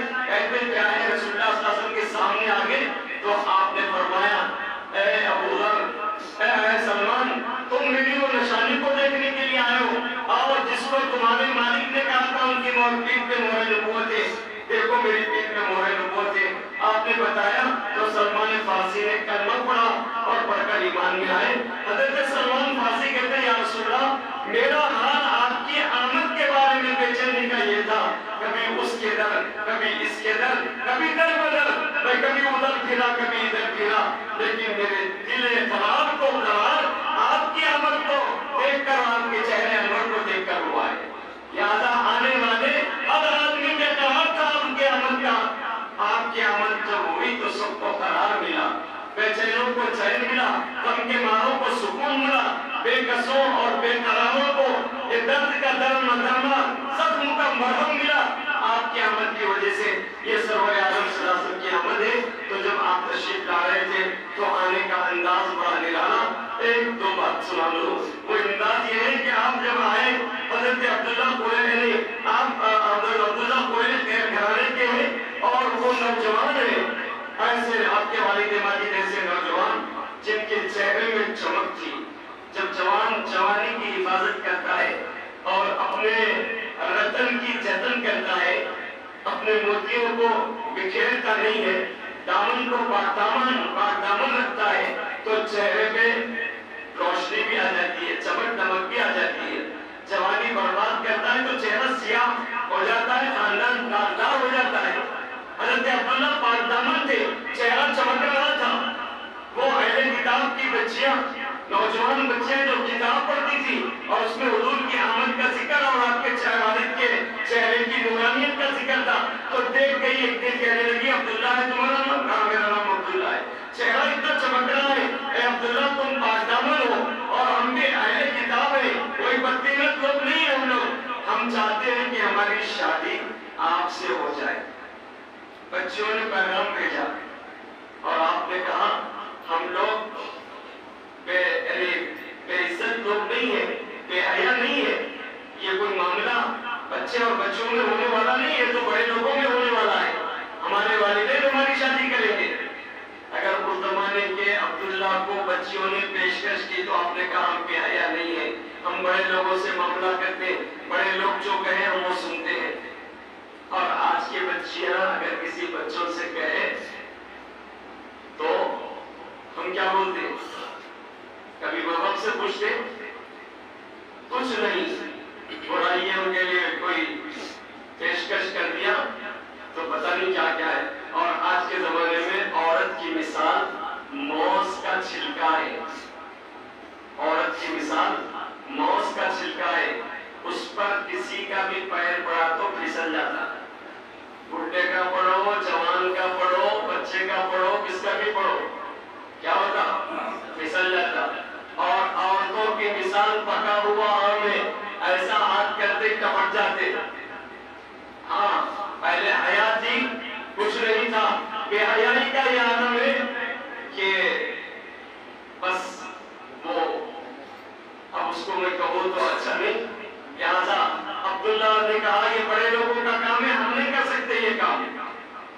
چند مہینے گزر گئے, شادی طے ہو گئی بی بی آمنہ سے, اور کچھ مہینوں کے بعد, ایک سال کے بعد عبداللہ ادھر سے واپس آئے تو دیکھا پیشانی کا جو جگمگاتا نور ہے وہ مان پڑا ہوا ہے. وہ جو چمکتا چمکتا چہرہ ہے وہ دھیمی دھیمی سی روشنی بکھیر رہا ہے. اس بچیوں نے کہا عبداللہ رکو. عبداللہ سمجھ گئے پھر کوئی داؤ ہے, بھاگنے لگے. کہا عبداللہ آپ ہم شادی کی پیشکش نہیں کریں گے, البتہ اتنا پوچھیں گے تمہاری پیشانی کا نور کہاں گیا ہے. گیا اے ماہ تابا تو کدھر تھا, وہ جلوہ اب نہیں جو پیشتر تھا. بتاؤ نور ربانی کہاں ہے جو پیشانی میں تیرے جلوہ کر تھا. وہ نور کہاں گیا؟ حضرت عبداللہ نے کہا جہاں منتقل ہونا ہے وہاں وہ منتقل ہو گیا, وہ نور منتقل ہو گیا. تو اس سے معلوم ہوا شادی سے پہلے چہرے جگمگانا جوانی عفت پاک دامانی کا خیال رکھنے والا ہے, اور چہروں کا مرجھا جانا, چہروں کی رنگت کا بدل جانا یا تو بیماری ہے یا تو گناہ کی سیاہکاری ہے, اور دوسرا کچھ نہیں ہے. ورنہ خدا چہرہ دیا ہے تو یہ تعارف ہے, خدا کا تعارف ہے. انسان کا چہرہ خدا کا تعارف ہے. انسان کے چہرے سے خدا کی معرفت سمجھ میں آتی ہے, اللہ سمجھ میں آتا ہے, اللہ کی نعمتیں سمجھ میں آتی ہے. حضرت عبداللہ شادی ہوئی بی بی آمینہ سے، حضرت عبداللہ کو سفر پہ جانا پڑا۔ کون سا سفر؟ تجارت کے لیے سفر پہ جانا پڑا۔ 4 ماہ کے یا 6 ماہ کے دلہے سفر کے لیے نکل رہے ہیں، اور آج ہم 1 سال کے دلہے ہونے تک بھی ہنومان کے پہاڑے کے ویسا کھا رہے پھر رہے گلیوں میں، پھر رہے نہیں پھر رہے۔ آپ بولیں گے مولانا اتنا سب کیوں ہو رہے؟ ایک ساتھ دکان میکینک تھے، دکان بند بند بند بند 3 مہینے بند۔ میں پوچھا کیا جی دکان بند کر دیے؟ نہیں مولانا ذرا شادی تھی جمعہ میں پھر رہا ہوں۔ جمعہ میں پھرے تو کاروبار نہیں ہے کیا؟ شادی کے بعد کاروبار نہیں کیا؟ کاروبار نہیں کریں گے تو پھر وہ کیا کریں گے؟ عادت ہو جائے گی پھکٹ کھانے کی۔ آج یہ سالی کے بعد کل سو سالی کے بعد پرسوں سالی کے بعد اب اس کے بعد پھکٹ کھانے کا ہر جگہ جیسے پاڑے کھا کھا کے روٹیاں چر چر کے عادی ہو گئے۔ اب کسی جگہ جا کے کام کرنے کا مزاج رہتا ہے کیا؟ دیکھو نہیں، اب مزاج کیا ہو جاتا ہے؟ جہاں لائٹ دیکھی وہاں گھس جانا، لائٹر کہاں دیکھی وہاں گھس جانا۔ ایک ساتھ میرے سے بولے مولانا شادی جانے والے میرے سے بولے مولانا ذرا آپ تقریر کیجیے، ہمارا شادی جانا بدنام ہو گیا ہے۔ بولے کیوں؟ جو بھی آیا بنداوا کے بہت گھس جا رہے اس میں، بہت بدنام ہو گیا۔ میں بولا میاں ہر مرض کی دوا زندہ تیری اسمات تھی، اب ہر مرض کی دوا مولانا وہ بولو یہ بولو۔ جب بھی کوئی عالم کے پاس آیا تو اپنے ٹکڑے سناتا، ایسا بولو ایسا بولو، دعا لینے اور دعا سیکھنے کوئی بھی نہیں آیا۔ ایک صاحب تو میرے پاس 2 گھنٹے اپنے سناتے رہے۔ بولا میں ان سے بلا لیے تو میری بھی تو سنو۔ تمہاری مثال ایسی ہے جیسے ایک صاحب کی بھینس بیمار ہو گئی، بھینس بیمار ہو گئی تو اس کو انہوں بولے ڈاکٹر صاحب میری بھینس بیمار ہو گئی کیا کرنا؟ تو انہوں بولے میاں کیا بھی نہیں کرنا، یہ دوا دیتا ہوں پوری کٹا منگانا، پھوکڑی منگانا، منہ بھینس کا منہ کھولنا، پھوکڑی میں وہ پوڑی کی پھوکڑی ڈال کے پھونکنا، اس کے پیٹ میں جو درد ہے وہ کم ہو جاتا۔ چارا بولا بہت اچھا ہے۔ آیا گھر کو وہ پوڑی لایا، پھوکڑی لیا، بھینس کا منہ کھولا، وہ پھوکڑی اس میں رکھا، پوڑی ڈال کے پھونک رہا تھا، بھینس پھونک نہیں کرتی، اس کا پیٹ اب کھل گیا۔ تو یہ عالموں کے پاس آ کے پھونک لیتے نہیں، پھونکا لیتے، وہی پھونکتے رہتے، ایسا مولانا پھونکتے رہتے۔ ہدایت کیسے ملے گی؟ آپ کو نصیحت نہ ہو، آپ کو راستہ کیسے ملے گا؟ جب اندھیرا کیسے دور ہوگا جب تم روشنی نہیں لو گے؟ علماء کے پاس آ کر خاموش رہنا۔ اسی کہنے والے نے عارف نے کہا اہل اللہ کے پاس جاؤ تو دل کو دیکھنا، عالموں کے پاس جاؤ تو زبان کو دیکھنا۔ زبان نہیں کھولنا عالموں کے پاس آ کے، چلتے رہتی ہے چیز، رکنے کا ہی نام نہیں۔ عالم کے پاس گئے تو ذرا زبان بند کر کے بیٹھ جاؤ، سنو ان سے، بہت فائدہ ان کی زبانوں میں نور ہے، نور نبوت ہے، اور رسول اللہ صلی اللہ علیہ وسلم کا علم عرفان ہے۔ انشاءاللہ اس کے چیزیں ہمارے قلوب پر پڑے گی، تاریخ دل روشن ہو جائے گا، بند دماغ کھل جائے گا، بیمار جسم صحت پا جائے گا، بیدار روح کو قرار مل جائے گا۔ بلکہ میں تو کہتا ہوں کہ نبی کا پیار اور عشق ان سے حاصل ہوگا۔ نہ شاہوں سے ملا ہے نہ سکندر سے ملا ہے، اللہ کا عرفان اسی در سے ملا ہے۔ اوروں کو ملا ہو تو مقدر سے ملا ہے، مقدر بھی مجھے اسی عرفان سے ملا۔ انہی لوگوں کی تعلیمات سے ہی ہمارے مقدر بنتے ہیں۔ اب دیکھیں میرے بھائیوں، میں یہ کہہ رہا تھا کہ حضرت عبداللہ کے بارے میں وہ خاتون کہنے لگی، دیکھو عبداللہ کیا، وہ نور جہاں منتقل ہو گیا، اور عبداللہ تجارت کے لیے نکلے ہوئے ہیں، کمانے کے لیے نکلے ہوئے۔ تو دلوں سے میری خواہش ہے، شادی ہو گئی 1-2 دن بس آرام، رات تو آپ کی کسی کو مت کرو رات، شادی ہو گئی میری، شادی ہو گئی میری، شادی ہو گئی میری۔ ارے شادی ہو گئی تو کیا تیری چھوئی کیا؟ شادی ہو گئی تو آپ گھر میں آرام کرو، مگر شادی کے دنوں میں بھی آرام نہیں، شادی کے بعد بھی آرام نہیں۔ نوجوانوں کو دیکھو کہاں مل رہے، نوجوان کہاں رہتا اگر پوچھے تو کہاں بولنا معلوم کر کے چبوترے پہ، نہیں تو کسی بازار کے چوراہے پر وہاں مل رہا۔ راتوں میں پوری رات جاگتے ہیں نوجوان، بیوی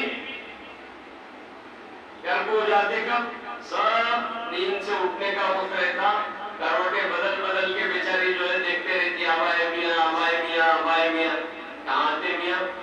जब उन उठने का वक्त रहता, ये लोग जाके हल्लू खामोश नीचे मुंडी डाल के सो जाते हैं। सौ तरह से देखो तो बीवी उदास है, घर के मियाँ को देखो तो लज्जू के पास है। ये बीवी और ये शौहर की जो मोहब्बत है, वो प्यार है, उसको देना, बीवी को बीवी का प्यार देना, और बीवी के जो हुकूक है उसके हुकूक में कभी कतरबूत नहीं करना, उसका भी हक है।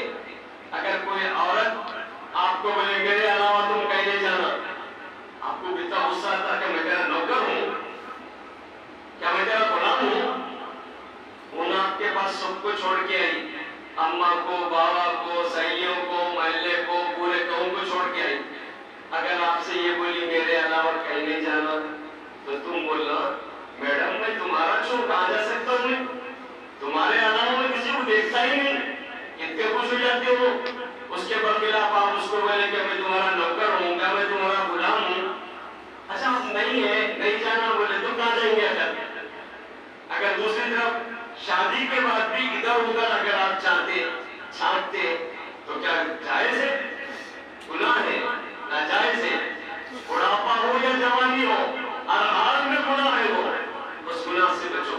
रसूल अकरम सल्लल्लाहु अलैहि वसल्लम के वालिद माजिद तिजारत के लिए निकले, मुल्क शाम तशरीफ ले गए, और मुल्क शाम से वापस ही नहीं आए, रास्ते में बीमार हो गए। बीमारी की इत्तला काफिले वाले आकर आपके वालिद को दिए। वालिद ने कहा बेटा हाजिर जाओ, अपने भाई अब्दुल्ला को ले आओ। जब भाई अब्दुल्ला को लाने के लिए उस मकाम अबवा पर पहुंचे, असर की नमाज का, असर का वक्त था, लोग कब्रिस्तान में दफनाते हुए ये जुमले बोल रहे थे, आए आए मुसाफिर तिजारत के लिए आया था, अभी माने तिजारत बेच के घर भी नहीं पहुंचा, उसका विसाल हो गया। उसके माँ बाप उसके इंतजार में होंगे, उसके बीवी बच्चे हैं तो इंतजार में होंगे। इस किस्म की वो बोलियां बोल रहे थे। हारिस के कान में जुमले पड़े, वहां जाकर पूछा ये किसका जनाजा है? कहा ये शख्स जो अपने नाम के साथ अब्दुल्ला बोलता था उसका जनाजा है। हारिस ने कहा मेरा ही भाई है। क्या हुआ? कहा 2-4 दिन की बुखार में इसका इंतकाल हो गया। हजरत अब्दुल्ला के इंतकाल की खबर आकर अपने वालिद को उन्होंने दी। इधर अपने वालिद को खबर सुना रहे हैं, वो भाभी है, बेटी आमिना इंतजार में, शौहर मेरे अभी आएंगे, लेकिन खबर आई है कि शौहर दुनिया से रुखसत हो गए। आमिना की आंखों में आंसू टपकवाए, रो रही है और दिल ही दिल में कहती है अभी तो 4-5 माह की मैं दुल्हन हूँ, हाथ की मेहंदी भी नहीं गई, कपड़ों की खुशबू भी नहीं गई है, और जो प्यार शौहर से मिलना था वो दिल भर का हसरत भी मेरी पूरी नहीं हुई। अब्दुल्ला कहाँ चले गए? इसी हसरत में दिन कट रहे थे और उम्मीद से थी, आप बीबी आमिना उम्मीद से थी। और 9 महीने जब करीब आने लगे तो कोई बशारत ख्वाब में सुना, इज़हर या खातमुन नबिय्यीन, इज़हर या सय्यदुल मुरसलीन, इज़हर ताहा यासीन, ये जुमले कह रहे थे। आपने पूछा तुम कौन हो? ये इज़हर की बशारत सुना रहे हो। कहा बीबी तुम्हारे पेट में ये सय्यदुल मुरसलीन है, खातमुन नबिय्यीन है, इमामुल अंबिया है, ये बच्चा जो दुनिया में आने वाला है इमामुल अंबिया बनेगा।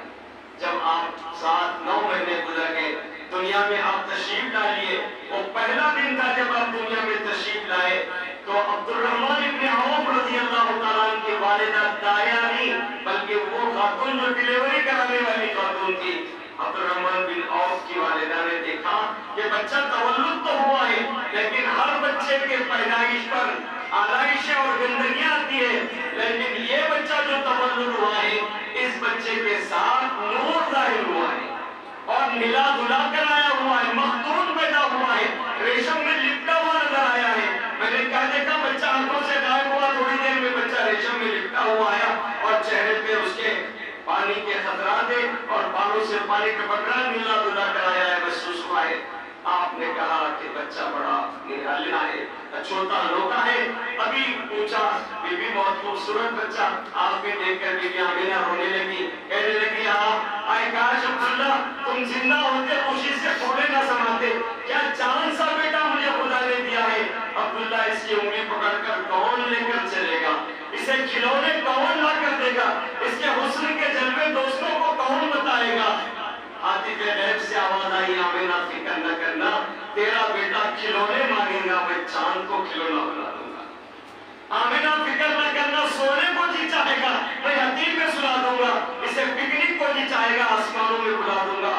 आमिना को समझती है ये यतीम है, ये यतीम नहीं बल्कि दुर्रे यतीम है।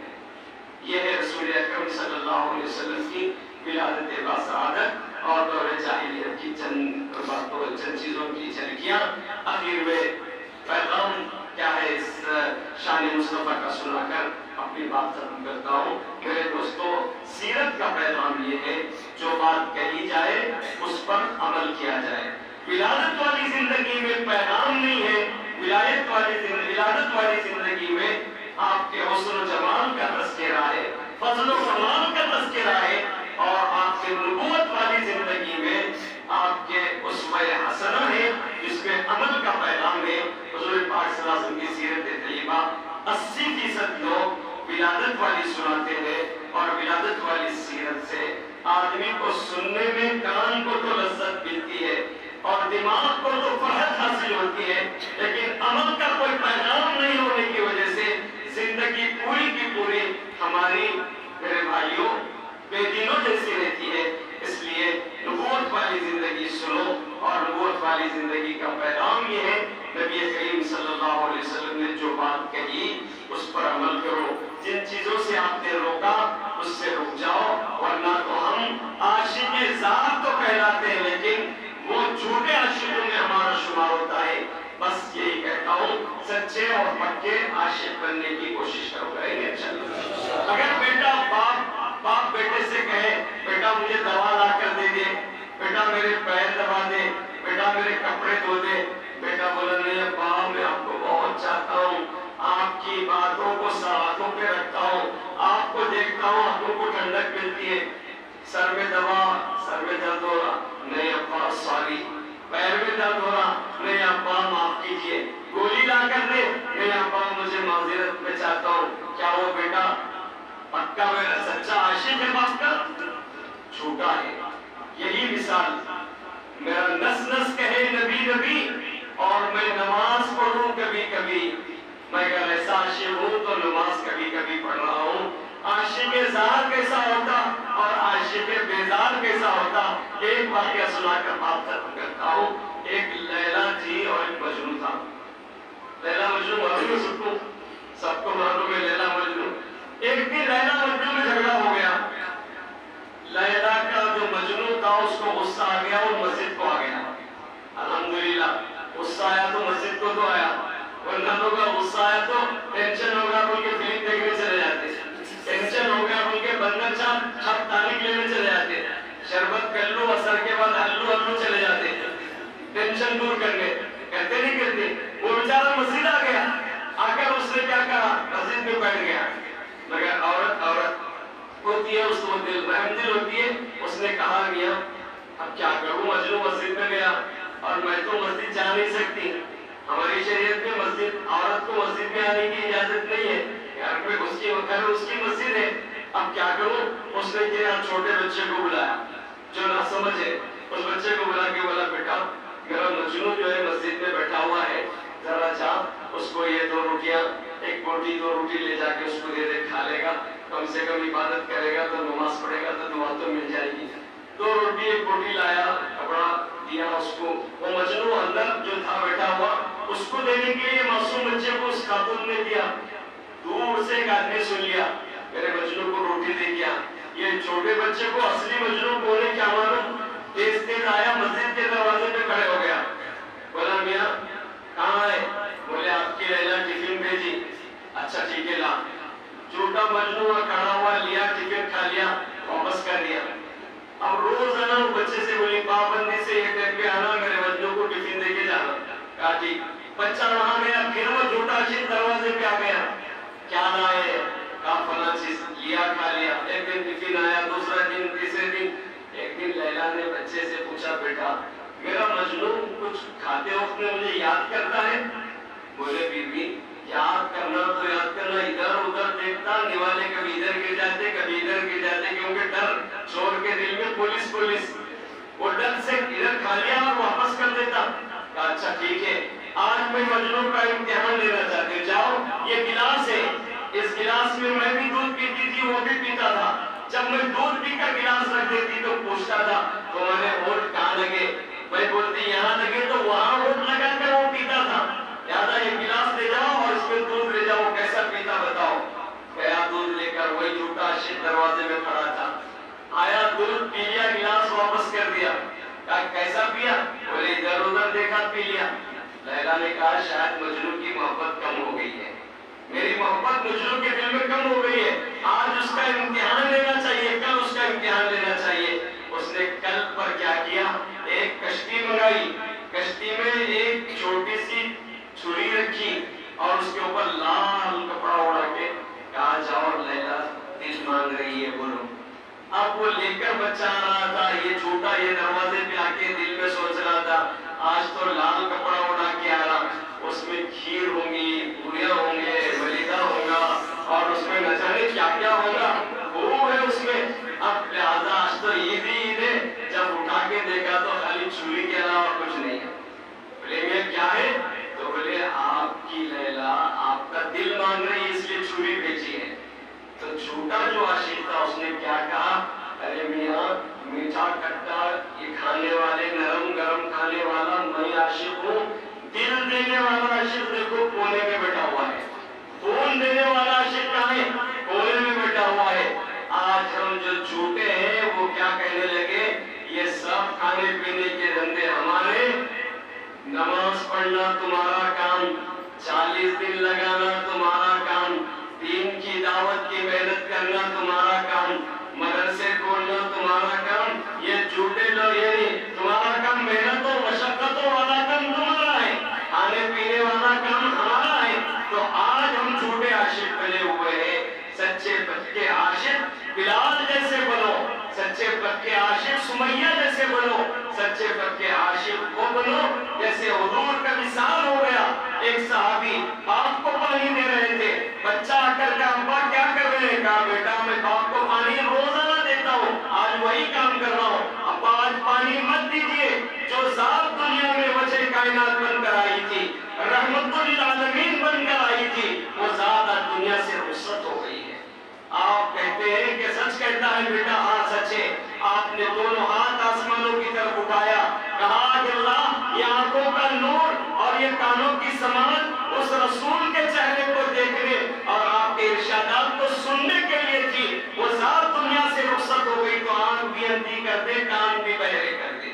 یہ کہہ کر ہاتھ اٹھائے, دعا کرتے, چہرے پر ہاتھ پھیرتے تو آنکھ اندھی ہو جاتی ہے, کان بہرے ہو جاتے ہیں. علامہ بدر الدین عینی نے اپنی کتاب میں اس واقعے کو لکھا, بہرے ہو گئے. انہوں نے اپنے بیٹے سے کہا بیٹا جلدی آ, میری آنکھیں اندھی ہو گئی ہیں, چل مجھے حضور کے قدموں میں لے کر چل. بچہ کہتے ابا مذاق ہے, آپ تو بینا تھے. کہا میں نے دعا کر لی ہے, حضور کے بغیر میری آنکھ کام کی نہیں ہے, میں نہ ہو گیا ہوں, ہاتھ پکڑ کر لے چل. ہاتھ پکڑ کر آپ چل رہے ہیں, بچہ لے کر جا رہا ہے. آپ ہمیشہ کی نیند جہاں آرام فرمانے مواز شریف میں حجرہ عائشہ میں آپ سوئے ہوئے, تجہیز و تکفین کا بھی انتظار ہے, آپ وہاں سو رہے ہیں, دنیا سے رخصت ہوئے. بچہ لے جا کر کھڑا کیا, کہا بیٹا سرکار کے قدم مبارک کہاں ہے. بچے نے ہاتھ سے آپ کے ہاتھ کو پیر پر رکھ دیا, اور اس موقع پر حضرت کہتے ہیں جو عربی میں شعر ہے, کسی اردو شاعر نے کہا تیری معراج یہ ہے کہ تو لوہو قدم تک پہنچا, میری معراج یہ ہے کہ میں تیرے قدموں تک پہنچا. یہ کہتے ہیں جیت مارتے انتقال ہو جاتا ہے. یہ عاشقوں کا انداز. اگر عاشق بنو تو ایسے. اللہ سے میں دعا کرتا ہوں, میں قابل مبارکباد ہے یہ کمیٹی کے احباب بھی, حضرت مولانا رضوان صاحب بھی, اور آپ سب حضرات بھی, اس لیے کہ لمبا اتنا وقت آپ نے دیا, سننے سنانے کا موقع مجھے ملا. اللہ یہ ہمایوں گھڑیوں کو, یہ مبارک ساعتوں کو جو نبی کریم صلی اللہ علیہ وسلم کی شان اقدس کے سننے کے سلسلے میں استعمال ہوئی ہے, اس کی برکت سے ہماری مغفرت کا سامان فرما دے. وآخر دعوانا الحمدللہ رب العالمین.